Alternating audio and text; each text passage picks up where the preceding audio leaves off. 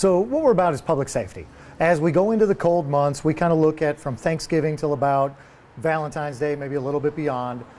We tend to have more people that are seeking shelter, that are trying to stay warm. And this isn't just people who are experiencing homelessness. This is any of our vulnerable populations and really anybody in Louisville. Last year we had 9 multiple alarm fires in the city. Of those 9, 6 started in vacant structures.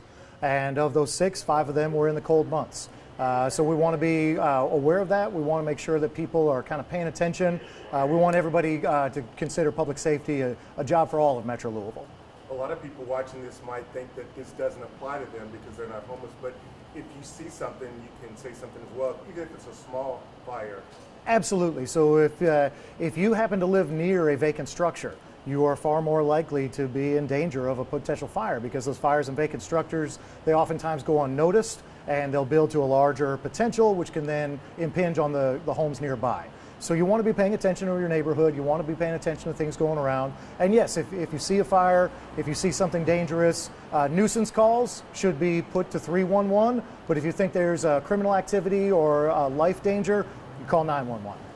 And just last week, there was a tent fire that left one person dead and another one was injured. Do you know of what caused that fire? Those fires are under investigation. That information needs to come from the coroner's office. But anytime that people are dealing with candles, heating implements, anything that can start a fire, we need those. We've needed them since the Stone Age, but you have to be very cautious with them. So when someone is in an encampment, how can the public help in those situations when they're trying to stay warm during the cold weather? So the city has homeless services, and certainly if it's below 30 degrees, the white flag is put out at the shelters. But if you do see a fire that is looking like it's a life safety, absolutely call. Anything else, Chief? I mentioned the white flag. Did I say 30 degrees on that? Yes. I think, yeah. Homeless Coalition, I'll let them do their own talking.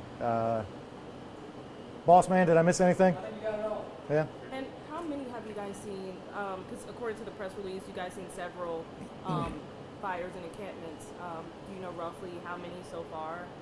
Well, it's rough to really get that number exact, but we have seen an uptick, and especially during the cold months. Like I said, people want to seek shelter, people want to stay warm, so it's always something that we're watching for. Anything else? Any takeaways that people should? The biggest takeaway is be safe, be cautious, and this is true for anyone. It doesn't matter if you're in your nice home and you're dealing with space heaters, you're dealing with candles, especially around the holiday season.